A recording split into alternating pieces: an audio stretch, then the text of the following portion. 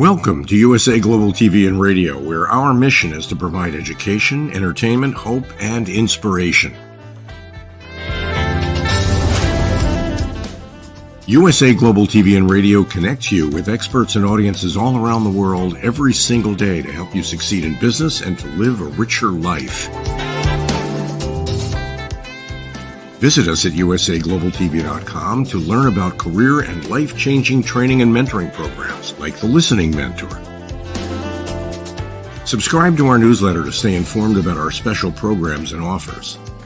Discover how you can become a guest on one of our shows or a host or producer of a USA Global TV and Radio show of your very own. That's USA Global TV and Radio, where the doctor is always in.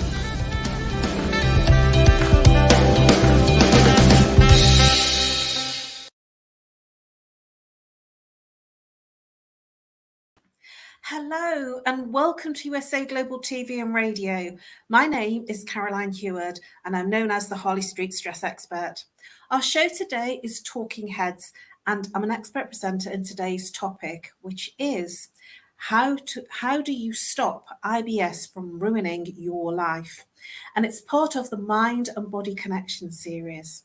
And today I'd like to especially welcome the Crohn's and Colitis Foundation that Dr. Jacqueline supports and is a founder of the organisation. A very, very warm welcome to you. And I trust that today's presentation will shed some light on some of the things that can happen with irritable bowel syndrome. And I look forward to sharing some really wonderful secrets with you. Let's begin.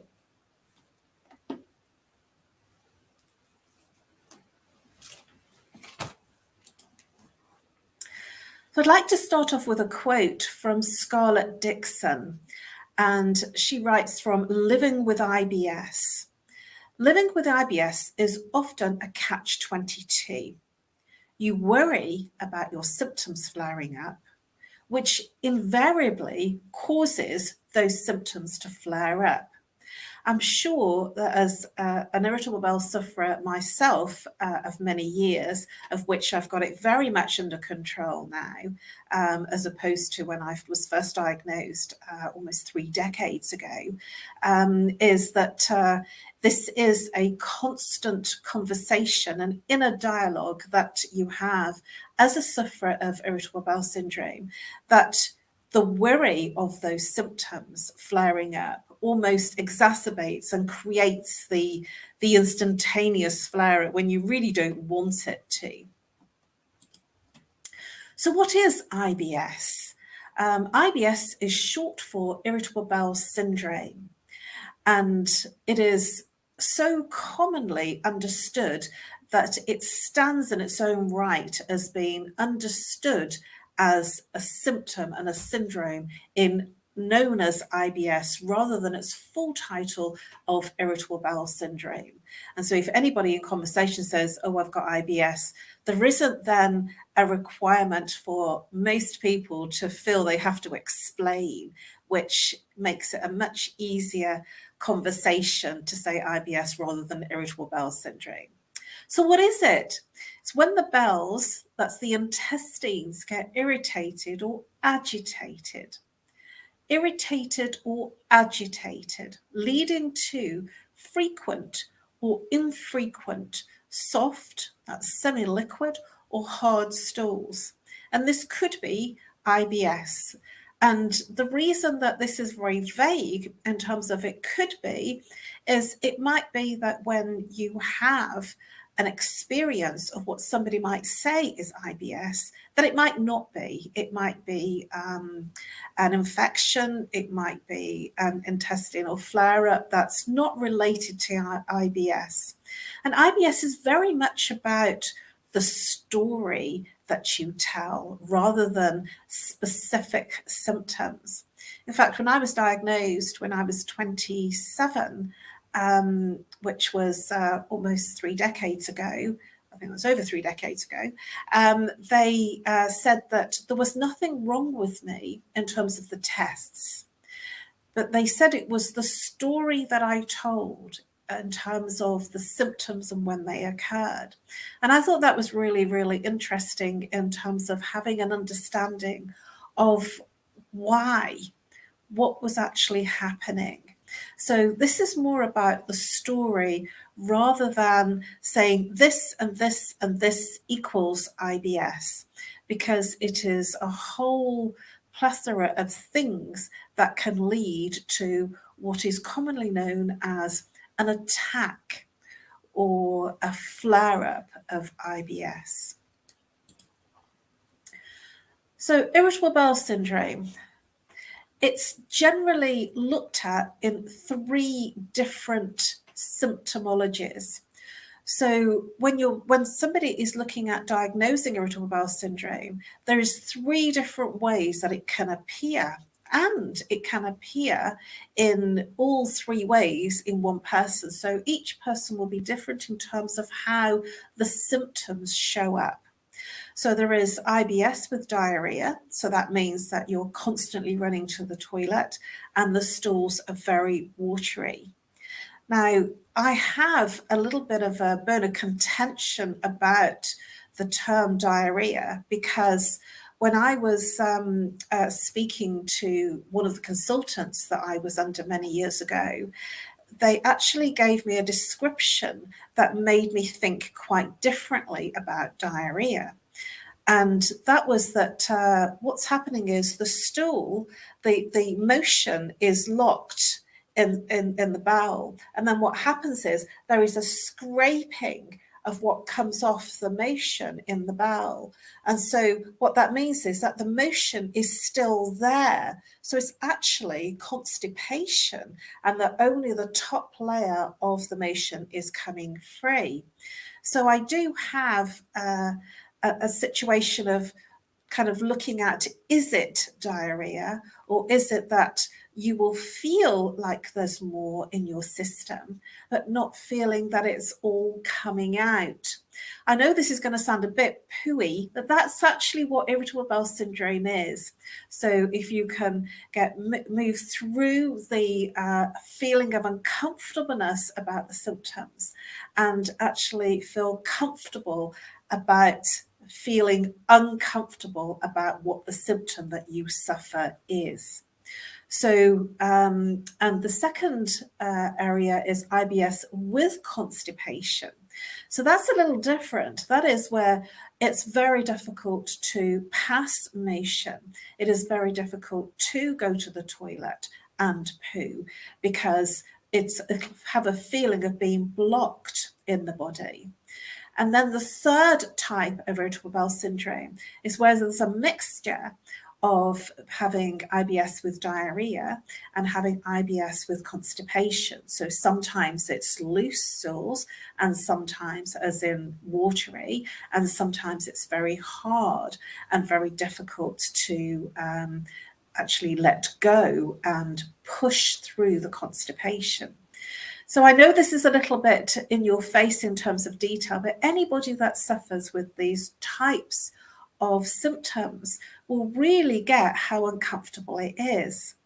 Now, what I do want to bring into this is that it's not just about the defecation and the stools, it's also about the wind, which is very, very painful. When a person that has irritable bowel syndrome, what happens is that the body gets full of wind. And so then, because the body has a lot of wind in the system, it becomes very painful because there's no escape. Now, I know who would have been, when I was suffering with irritable bowel syndrome quite regularly, another sufferer, because most people that have irritable bowel syndrome are suffering in silence. And I remember when I was very young, my brothers used to say, oh, Caroline's done another SBD. And SBD in the UK is short for silent but deadly. And, I don't have that anymore. Sort of this is one of the symptoms that can be there, that it takes a lot for wind to escape and for you to let go of the wind in the body. But at the same time, it can be very silent. So you might go to the bathroom if you're in a public arena, and it may be very smelly. So you go to the bathroom, you get rid of the wind, and then you come back through into the public arena, and then you think it's gone. And this is the misconception because you've got rid of it in the toilet. But actually, I have smelt that smell on people that still smell of the SBD. So they've let go of the trapped wind. So they've stored it up and they've held onto it until they're in a private space, let go of the trapped wind. But it's very gaseous, and it's full of toxic gases, which means that the smell is very foul. And unknown to us, unless we really have explored the symptoms and have feedback, we don't actually realize how it appears for someone else, how they experience it. But when I did experience that smell, and anybody that suffers with irritable bowel syndrome will really understand what I'm talking about. There is a privacy and a silence about when there is an attack or a flare-up. And when the person has come back from the toilet, the bathroom, they actually are still carrying that smell. And when I did notice it, I quietly felt very compassionate for them and for their suffering. And I'm going to explore more about what is causing that as we go through. So does stress cause IBS? Yes, it absolutely does. And it's very physical. IBS is an extremely physical debilitation. You know, there is no way that I can take away the physicality of this symptom and this disorder. And at the same time, because it's so physical, it's very hard for anybody that suffers with IBS to even correlate it with the fact that there might be in a stressful situation, because you get caught up so much with the symptoms and so much with hiding the symptoms and not wanting to show yourself in the symptoms to anybody in public, that it is a very silent process of handling it by yourself. And that creates untold misery and anxiousness and depression for the person that is suffering with irritable bowel syndrome. And there is an absolutely direct link with brain and gut here. The brain is very much linked in IBS if there are stressful situations that are going on, that you're handling, that you're managing physically, mentally, and practically, but not handling emotionally, then the gut does the screaming for you. The gut will get very angry, and when the gut is angry, it causes a high level of inflammation, a high level of gas, because when you're stressed, it actually creates cortisol, which is very toxic to the body, and too much cortisol will then become very gaseous. And that's why the person with irritable bowel syndrome will be letting wind from both places, both from the mouth and from the bottom. And that's because there has to be an escape of this buildup of gas. So what happens, that flare-up is very, very severe cramping pain, which almost seems surreal to link it with somebody that is stressed, because the symptoms are extraordinarily in your face and physical. And it is because it's so physical that our attention and our awareness focuses on the symptoms, and we forget about the stress. It almost takes over the fact that you have stress going on. And what I want to just loosely look at here is that it could be that you'll be absolutely okay and in really good form and feeling on top of the world.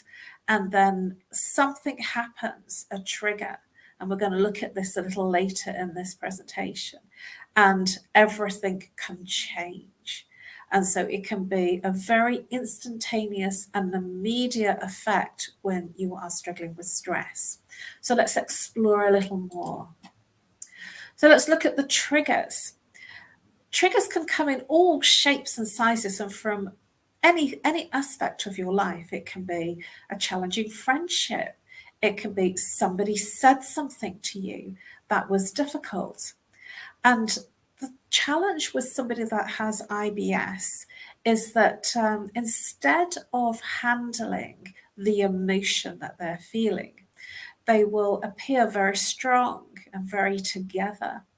And what happens is it then goes to the gut brain, and the gut brain then changes its function in the bowels.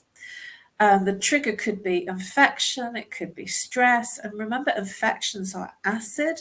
So when the body becomes very acidic, this is what creates the imbalance in the gut and creates the symptoms of diarrhea or constipation or severe pain in terms of the trapped wind. Also with this, because it's so painful, it can actually give you a feeling of nausea, and not feeling like you want to eat, a feeling of a restriction of diet, which almost exacerbates the situation. Then there are bowel symptoms, and then there's a disruption in your daily routine in terms of what you eat, when you eat, and when you don't eat. And more often than not, some people won't eat for fear of having an effect of the IBS. And so they refrain from eating until the symptoms clear. And so that and moves into more bowel symptoms or more worry about the health, because then there is a focus on the symptom that you've managed to alleviate because you skipped dinner and you skipped lunch and you're really hungry, but you're afraid. And so it is a very vicious circle, because if you're not feeding the body nutritionally and feeding the body with food, it creates more gas and more uncomfortableness. And so that when you do eat, it causes more stress and anxiety, and then creates a function, a bowel function that changes, either constipation, diarrhea, or combination of both. So it starts with a trigger. It starts with what you're not handling. But the person that generally has irritable bowel syndrome generally is not focused on the external trigger. Usually it's the physicality of the symptoms that takes up the time and the conversation internally. So let's look at what triggers IBS in an attack. Now I'm going to look at personality. It is an absolute well-defined fact. And I did a lot of research around this, because when I had my diagnosis when I was 27, I wanted to read all about it and find out what this was all about. And when I was reading about it, I was surprised at some of the things that I found out. And it was because there's a certain type of personality that will attract this type of disorder. And it's the type of personality that maybe you might look at them as a perfectionist, a together person, a very in control person, a person that is very life and soul of the party, doesn't usually show their stress, the go-to person, the person that really is top of their game, but inside they're quietly struggling. And it's because of this very strong demeanor that they have that they can't really have an off day with people, because when they have an off day, they generally get the feedback, what's the matter with you then? Or why are you going to the toilet so often? Oh, you haven't got an infection, have you? Oh, stay away from me. So they do everything very calmly, silently, under the radar. It's a very private conversation, and it's a very private illness, if you want to call it that. But this is what the person that has IBS will call it, I'm ill today, I'm not feeling well. And rather than being out publicly, they will do everything to avoid that public interaction for fear of needing to run to the bathroom, especially if they have a diarrhea and symptom. And so this personality of the person that is struggling with IBS is that when they are under severe amounts of stress, it triggers over what they're not able to cope with to such a point that they have to take time out and literally nurse the symptoms. And so their whole attention and intention is focused on the symptoms, and they forget about the stress. They just handle the stress mentally, physically, practically, but they don't handle the emotional onset of the stressful situation that they're in. So they will appear very organized, control, and handling everything. Little do the others know that this is the cause of their demise, that they're not really handling it, but they're pushing forward publicly as if they are. So emotional stress is a real key. It could be that you might even get a phone call with some bad news or some difficult news or a change in circumstance that has an effect on you. And immediately there is a expression of that suppressed emotion which goes into the gut, and there is what can only be considered as a complete gut triggering, searing pain in the gut, and almost that you're doubled over in pain. And sometimes it can be that you have that trigger, that feeling, and then there is, I need to go to the bathroom, I need to go to the toilet because I just have to go. So in emotional, stressful situations, if you are not handling the stress emotionally and releasing the anger or the upset or the sadness or the loneliness, whatever it is that you are feeling, worry, you could have a letter. I had a letter from my business bank this morning, and I immediately got on the phone because I'd not been keeping in touch with them. And I didn't know where the account was. And I immediately kind of had a trigger of, oh, I better sort this. And that trigger moved me into a practical application of dealing with a situation, which moved into a very practical outcome. And then the stress subsided. And this is one of the things that you can do instead of just sitting on it and not dealing with it, to actually handle what comes up practically and then handle the aftermath of the emotion afterwards. So emotional stress is a big trigger with anyone that suffers with irritable bowel syndrome. And the invitation here is to allow yourself the space to feel. Because when you allow the space to feel or to express, it will dissipate those incredibly painful experiences of IBS. And food triggers is another one that, as a previous very significant sufferer of IBS, that I used to blame it on the onions or the curry that I had, or the fact that it was too spicy or too rich or too this or too that. There was always something that I would say, oh, I can't eat onions, I can't eat chili, and I can't do anything that's really rich in food. And I lived in that space, and I know many others that live in that space of saying, I can't eat this, this, and this because it will affect and trigger an attack. And I'm here to tell you that that is a fallacy. It's not true. It's where we transfer, so the emotion and feeling that we're not expressing gets transferred onto something that we think it is. And When I was 27 and got the diagnosis, I remember it made me think back to a period of time in my life where I'd had a relationship with someone that nobody wanted me to be in that relationship, because they said he was bad news. They said he was too old for me. They said that it was not a good relationship, that he was a bit of a womanizer. And we really were great friends, and we got on really well. And what I did was I ignored everyone and I carried on in the relationship. And he noticed something about me. He noticed that I wasn't able to eat. And I was saying, you know, oh, I can't eat today. I'm struggling with my stomach. I don't know what it is. And so I had an omelette. And if he took me out for a meal, I was frightened to eat. And eventually, after a period of time, he turned around to me, because he was much older. He said, look, I can't do this to you anymore. I'm going to end this relationship because this is not serving you and this is unhealthy for you. I says, oh, no, don't do that. I only feel normal when I'm with you. And I didn't really understand what he meant.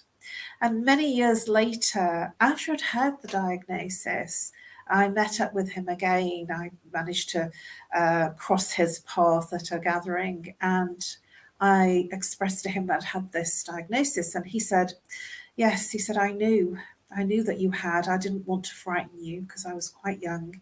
And he said, I didn't want to frighten you, but I thought that I knew when you were getting the flare-ups, and I knew that it was me and this relationship that we had. And I knew that you were suffering from all angles, and I just couldn't see you suffer anymore.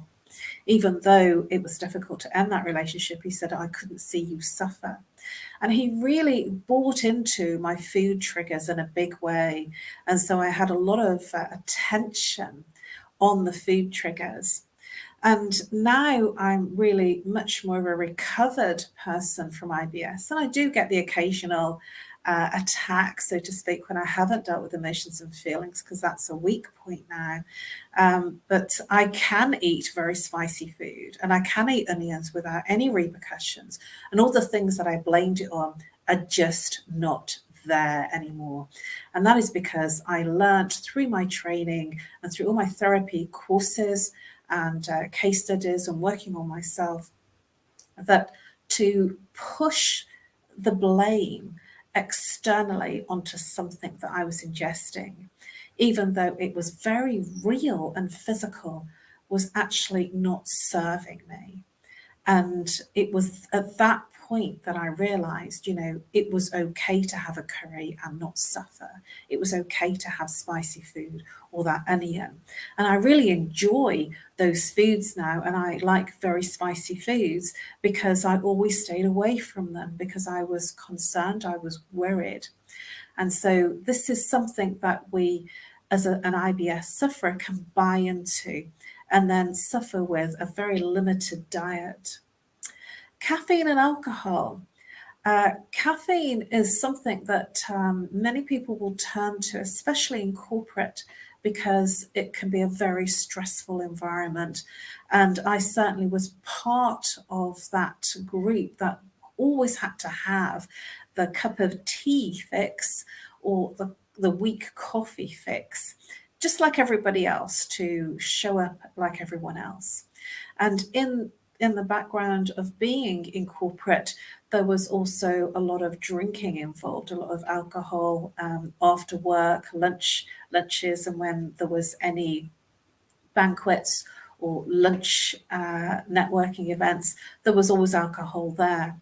And I always said I was a lightweight, and at the same time knew that it was not really in agreement with my stomach, but I still went along with it because I wanted to fit in. For every cup of coffee, you're depleting 2 glasses of water. And our body is mainly water, so it's really important to feed your body with water. And depending on what research that you read, we are 60 to 90 parts water. So a baby will be 90 parts water. A very young person, maybe 60 parts water. A much elderly person will be 60 parts water. And we are generally in the main of about 70-75% water. And so if you drink more water, it actually flushes the system in a bigger way and stops the buildup of any gaseous material in the gut. And drinking alcohol, even though we think it's relaxing us, it actually is causing a highly acidic environment in the system. So to alkalize the body is what we need to do. So alkalizing the body, if you have anything like tomatoes, dairy, cheese, red meats, that will all create an irritation in the body, which will make the IBS flare up more. So the invitation is to look at your diet and to move into more of an alkaline diet. So having more water will certainly flush out the acidity in the body, and having things that don't create the flare up. So white meats, fish, fatty EPA fish oils, and things that will be feeding the system nutritionally. If you're reaching out for a bag of crisps or a cake, pastries, that will have a high level of fat and preservative and sugar, which will trigger a highly acidic environment in the body and will move the symptoms into a bigger state of the symptoms of diarrhea, because the body wants to get rid of the highly acidic foul in the body. And so it will do everything it can to flush out what shouldn't be there. So if you're reaching for a bag, a box, or a packet, read what's there. You can bet your bottom dollar that there is a high amount of preservatives, sugar, and fats there. So the invitation is to look at diet to help you manage what you're eating, because if you're cooking a piece of chicken or a piece of fish, if you're cooking your vegetables, then you haven't put anything in there, and so it'll be much healthier for your gut, and it will create less acidity in the gut and create less bowel movements that are triggering from foods. I know that if I've gone out for a very rich meal, because I tend to cook even though I cook spicy and in sauces, they're all very natural things that I'm using, and I'm using very little salt and sugar, if any, and so the goodness from the spices and from what I'm cooking is all natural. But as soon as you go and have a restaurant meal, I know that because I keep my system pretty clear, what happens is it can have an effect on the body because it's too rich for my system, because I've trained my system now to accept something that's wholesome, even though I will reach out for the chocolate bar when I'm stressed. But, that's another story. We all have our triggers of what we eat to feel comfort. So how can we overcome IBS? Well, I've been going through some of the ways that you can overcome IBS with the previous conversation, but I want to look even more at how you can alleviate those symptoms. Supplements is a really good way of alleviating symptoms, and so if you're feeling stressed, to take a good vitamin B supplement, B with C, because both B and C are water soluble. And if you take a B and C supplement with your food, and I would recommend a time released one because it is water soluble. And if you take it time released, then it'll release a little of the B and C slowly.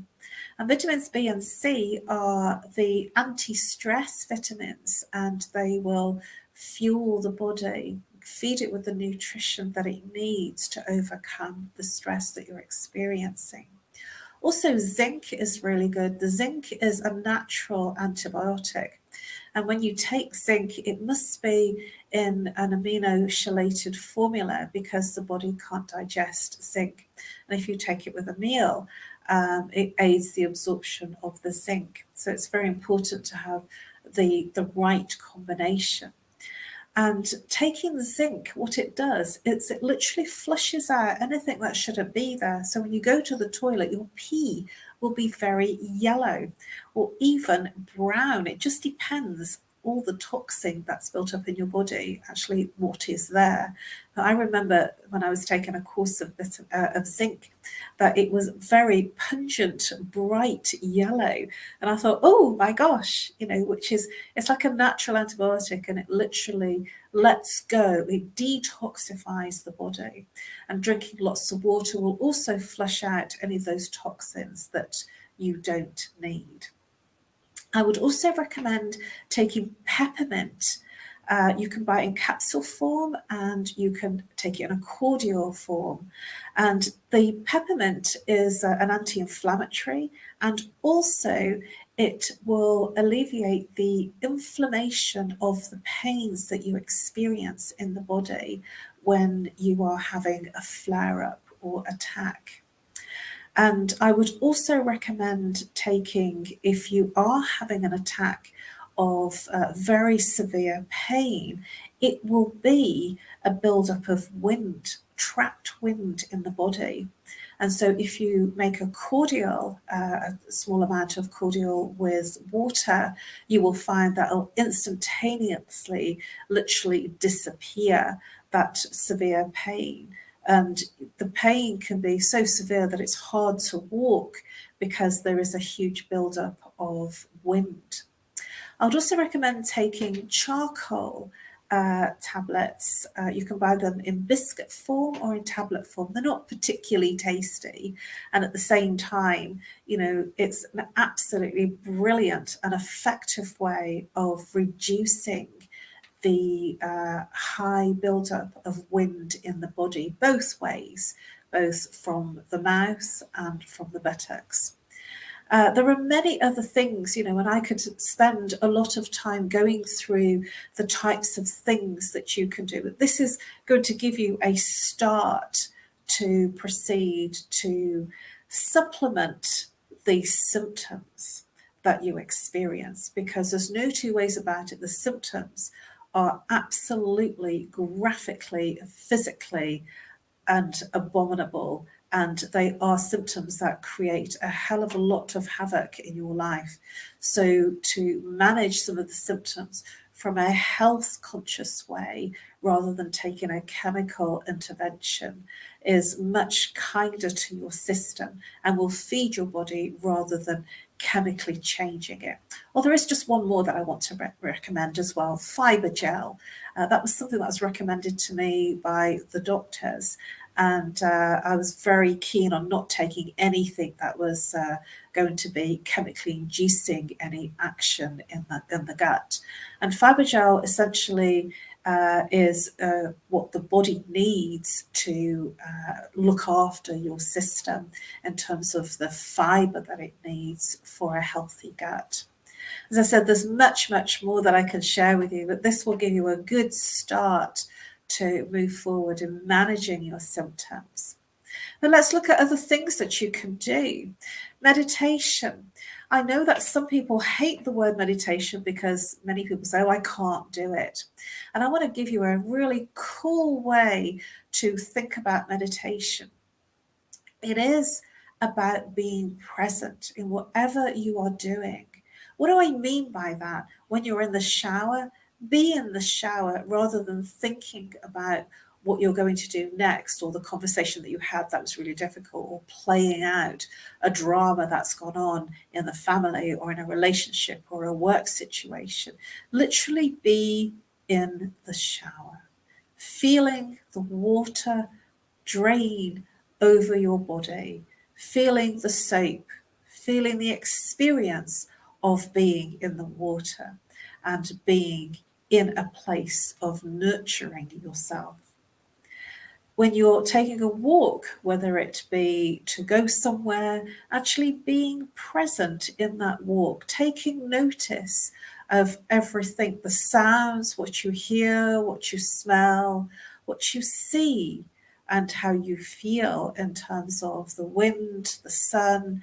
So really being very present in the moment of the experience that you're in. Time flies when you're in that experience of being present. And if you're not sure what it looks like, if you have any young children around, they will force you to be present with them. They will not like you to be somewhere else, and they will be able to tell straight away that you're not with them, even though you're there physically, that you're not really with them emotionally and mentally, that your head is somewhere else. If you've ever had that feedback from anybody, take notice and step into the space of being fully present. It makes your life far more enjoyable, and it moves you way, way out of the mind and out of the stress and the anxiousness that you will be feeling when you're suffering with IBS. Exercise is an incredible thing to do, no matter what your form of exercise. For me, I like to dance, and if I'm feeling really stressed, I generally put my headset on in the privacy of my own home, and there I am singing and dancing. I have awakened the neighbours up really early in the morning, so I'm now a bit conscious about that, so I will sing and dance in the more normal hours so I don't offend my neighbours with my singing. But there is, when you're singing along to your favourite song or your favourite track, or you're doing some exercise, you will feel differently, and that stress that's triggering the IBS will dissipate. I want to also share journaling. Sometimes it's really good to write down how you're feeling when you're stressed. Literally write it all down. And I remember when I was in study and I was in what was a very difficult marriage, and we had to journal while we were training. And I kept that journal, and every now and again, certainly after the marriage had broken up back in 2005, I looked over it and I was not happy for a long time. And yet I put up with it. And it was amazing to see how much I had changed and how much I was suffering and coping, or perhaps not really coping, in the demise of the stressful emotional situation of that relationship. And when you're journaling, you're actually getting everything out of your head and onto paper, and it's literally a way of letting go of the physicality of the unexpressed stress and emotions.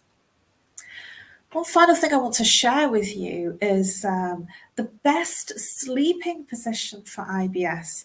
And this is the source is from the Gastrointestinal Society. Now, this was something that I didn't know about for many, many years. And if only I had known, because when you're in that much pain with IBS, you will, cramp up and you will ball up to hone down the pain. So if you are sleeping on your right, that will create challenges for the body. So it is about sleeping on your left side. And so it is really important to make sure that you are sleeping to look after your body and allowing the digestive tract to function much more peacefully. And so if you're lying on your back as well, that means that you're not scrunched up and your body is able to function in a better way. So even sleeping, because when you have irritable bowel syndrome, it's very hard to sleep because you're in so much pain. So even the correct positioning to sleep will alleviate some of the symptoms. And finally, you are not alone. You are really not alone. You will be surprised how many people suffer with irritable bowel syndrome. And when irritable bowel syndrome isn't treated and isn't looked after in that stage of handling the stress, it develops to colitis, it develops into inflamed colon, and it develops into diverticulosis and much more difficult symptoms that are much harder to handle just by dealing with the stress itself, which is why I've shared a lot about how to manage the symptoms and what to do in terms of food and getting the triggers. Now, as an very severe irritable bowel syndrome, I have done a lot of work around understanding what IBS is all about and how I was creating my, and I'm going to say inverted commas, sickness, because I really did feel very unwell. It's such a debilitating physical symptom. And it's all about managing your stress and your emotions. And even if you don't feel comfortable to express your emotions outwardly to someone, if you're feeling angry or upset or sad, to still allow your emotions to release, to feel. This is where, if you're not crying, the stomach cries for you. And we don't know where it starts. We just find ourselves in a loop of the experiences of IBS, of the experiences of the symptoms. And so then the focus is on the symptoms rather than what's triggering it. And you'll be surprised how many people suffer silently with irritable bowel syndrome. Many men suffer with irritable bowel syndrome. I've had clients that came to see me that the first thing they did was they went to the toilet and they were there for 15 minutes of the session before they came out for their session. And that surprised me, that I didn't need to check because I knew what was going on for them and why they were seeing me. It's just the silent illness that people feel uncomfortable to talk about. And I can help you. I offer a free consultation initially on Zoom, Skype. I also offer an 8-week program to help you look at you as the individual and all the things that are coming up for you, because I am sure that in this conversation and in this awareness that I've shared with you today, that some things will be triggering for you. This hasn't been a presentation in the normal sense. This has been much more of a transmission.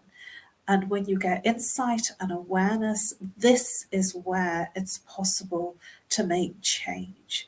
I know because I have solved mine, and I know when I've not expressed the emotions, how it can affect me.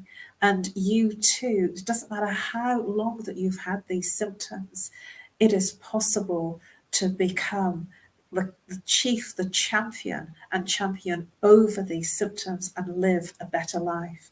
It is absolutely possible for you to be free of this symptom and this dis-ease affecting your life and controlling your social, your relationships, your friendships, and more importantly, your work. Thank you for your interest and your attention. Please subscribe to USA Global TV and Radio.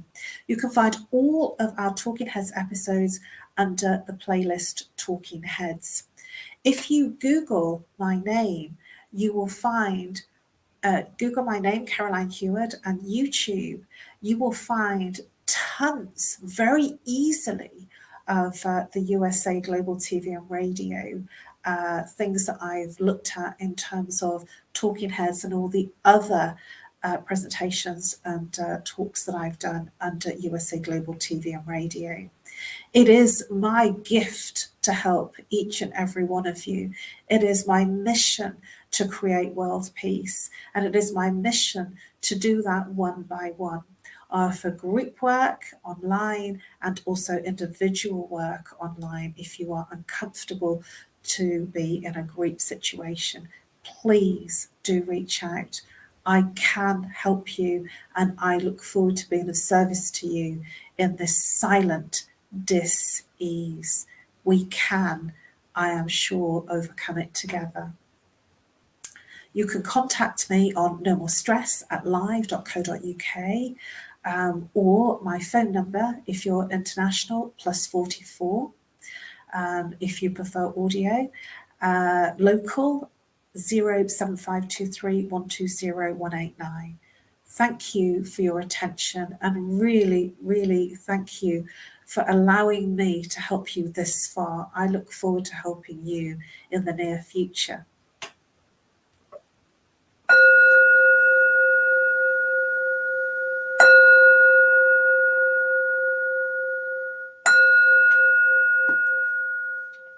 Namaste.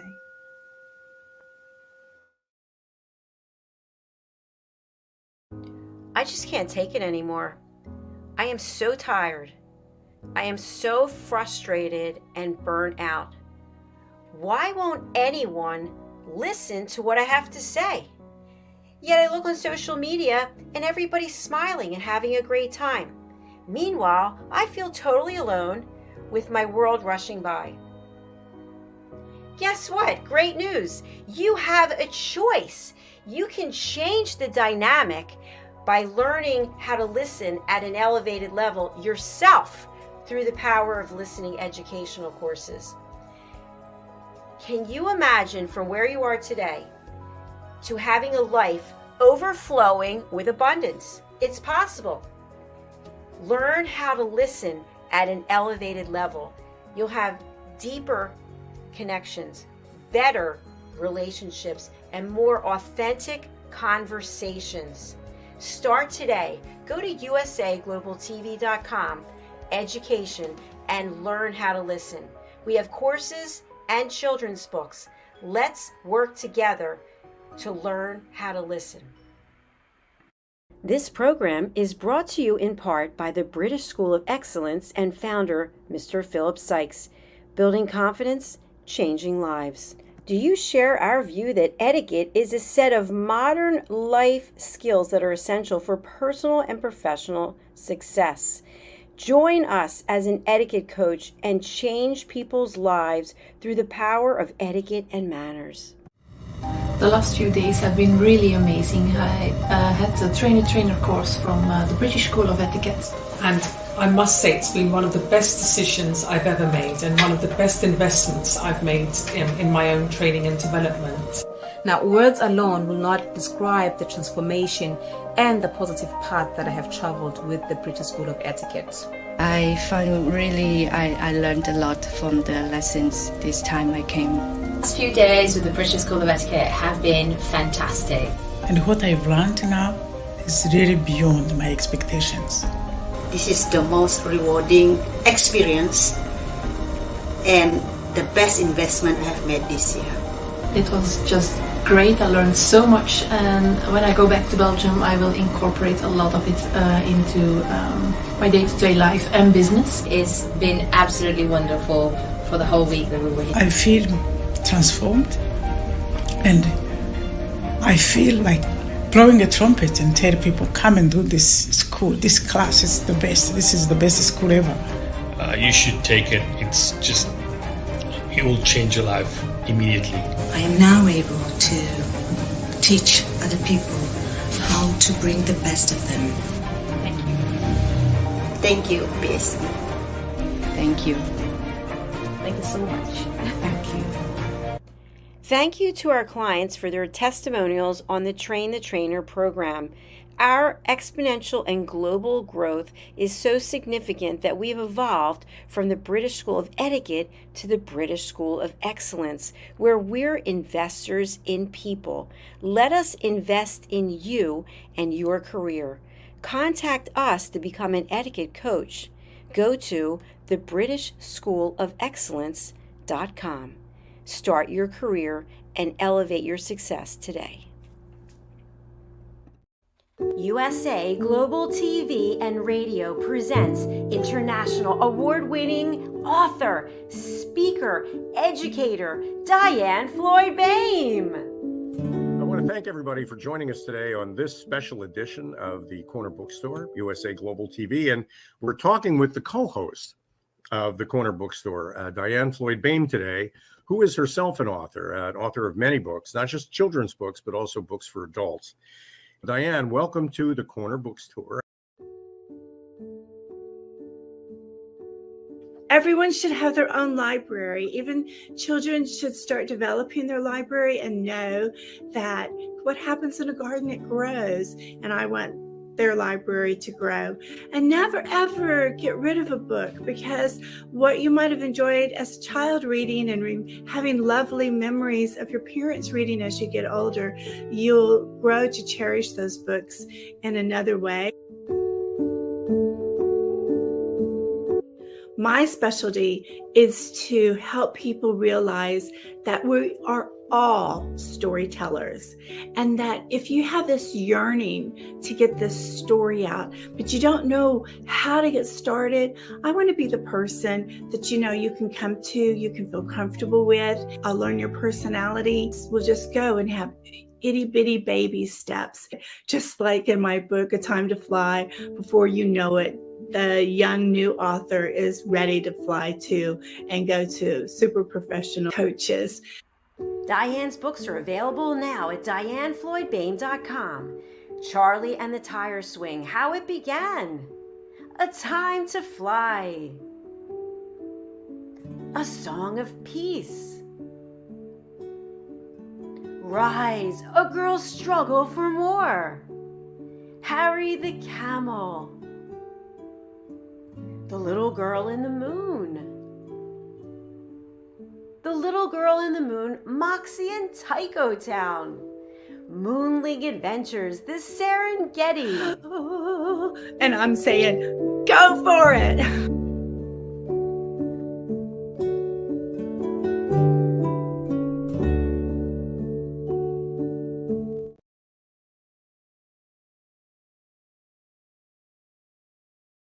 Hello, I'm Simon MacDonald. I live in a very remote part of the West Highlands of Scotland, but in this day and age of technological advances, remoteness needn't be a bother. You can carry on the interview and carry out the interview on online the way we are just now, or live in a studio. It makes no difference. But there are various areas that you must adhere to very strictly. I have been interviewing and working with radio and television now for 40 odd years. It was almost steam driven in those days, I believe.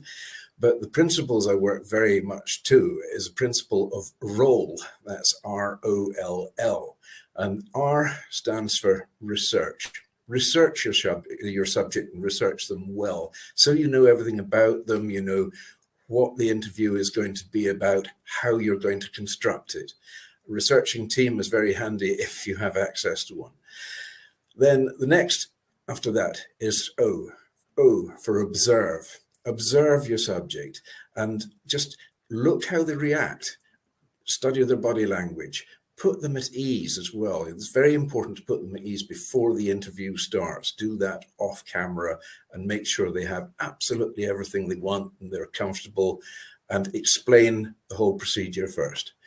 Then next after that comes listen, and listen very carefully to what your subject has to say, and follow their answers to your questions, and keep your questions succinct. Don't keep them too long. It's important your questions must be to the point, and let them answer at will.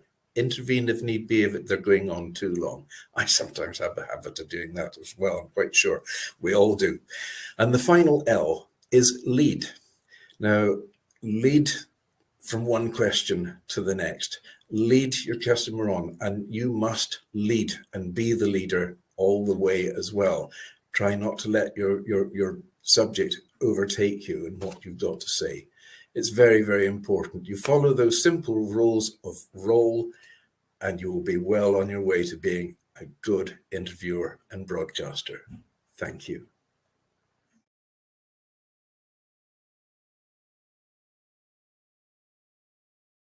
Hi, everyone. My name is Tracy Cram Perkins. I'm the author of Dementia Home Care, How to Prepare Before, During, and After. I also have a day job where I work in the electrical industry. I have found a home here on USA Global TV to tell people about different aspects of dementia and how to survive dementia care. It's a passion of mine, going back to when I first started taking care of my mother, all the way through 3 other family members to my aunt who died recently. My mission is trying to make it easier for people to do dementia care, to find shortcuts that will help them survive and maybe even thrive. So that is my mission. What I've discovered here on USA Global TV in sharing the information is that a lot of people have reached out to me, and we are talking about different aspects of their care. Now, at this point, I don't have a package that I put together. However, that will be coming. What I am doing now, because I do have a day job, is I make appointments with people, and then we can talk about the things that they're struggling with and see if we can't get them through to something that will work for both them and their loved. USA Global TV has opened such a world up to me as far as outreach, being able to get to people who don't know where to start. And they've been able to just connect with us online and find out about what we're doing and how we're helping people. And it really, I am so proud of being able to be a part of this and to get the message out that you can also come to USA Global TV and talk about whatever your expertise is, as I'm sharing mine. One of the things that I've found when I've been talking to people about dementia care is maybe they don't have time to sit and talk to me in person, or we can't get together. Yet if they let me know about a topic, it's something that we can address, and I can either send to them or I can post public. My book is available on Amazon. It's available also in wide release at Barnes & Noble. You can also get it at your favorite local booksellers. It's available online through Target as well. So if you want to come and find me and find my package, right below here is my social contact and my email, so that you feel free to reach out to me and we can make an appointment to chat. And I look forward very much to hearing from you.